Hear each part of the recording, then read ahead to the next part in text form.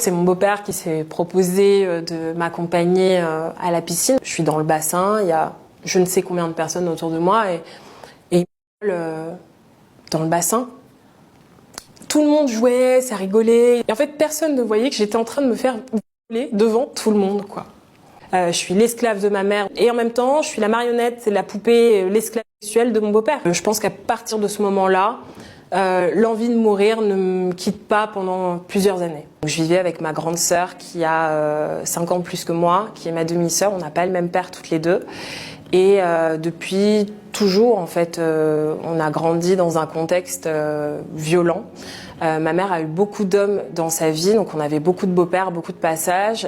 Et déjà, les violences, elles venaient à partir du moment où ma mère et ses hommes se séparaient. Un soir, elle a commencé à tabasser ma sœur avec les queues de billard qu'on avait.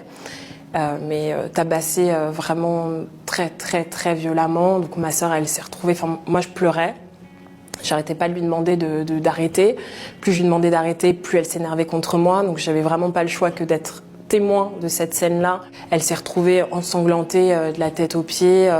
Et c'est vraiment un moment où, quand je me le remémore, je me le remémore. Enfin, je l'ai en tête. Je l'ai en tête et ça a été dur. Franchement, ça a été dur. Je me souviens de tout, en fait. Je me souviens vraiment de ce que j'ai ressenti, la peur que j'ai eue à ce moment-là. Notre mère, elle avait vraiment tendance à nous faire peur. Donc on était vraiment dans le silence. Il fallait jamais révéler ce qui s'était passé. Il fallait toujours trouver des excuses, des prétextes pour expliquer le pourquoi du comment. On avait des bleus, pourquoi. Voilà, donc on était tombés. Puis elle rodait nos histoires. C'était vraiment du formatage. J'avais à peu près 11 ans. Et en fait, j'avais eu un mot dans mon cahier de correspondance qui disait que j'avais couru dans les couloirs. Et du coup, en rentrant chez moi, j'ai déchiré en fait la page, la page où il y avait le mot. Sauf que pour déchirer la page, je devais déchirer les 2 pages. Et bon, c'est passé pendant quelques temps. Un jour, ma mère a fouillé dans mes affaires, elle est tombée sur mon cahier de correspondance, elle a capté qu'il manquait une page. Et j'ai fini par lui dire que j'avais eu un mot. Et à ce moment-là, elle a vrillé, quoi. Elle a pété un câble.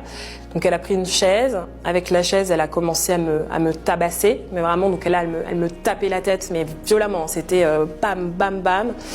Et puis, au bout d'un moment, à force de me prendre des coups sur la tête, j'ai fini par mettre mon bras pour essayer de me protéger. Sauf que du coup, en fait, elle a tapé sur mon bras. Donc j'ai le poignet de la main droite cassé, plus un peu l'avant-bras qui était fêlé.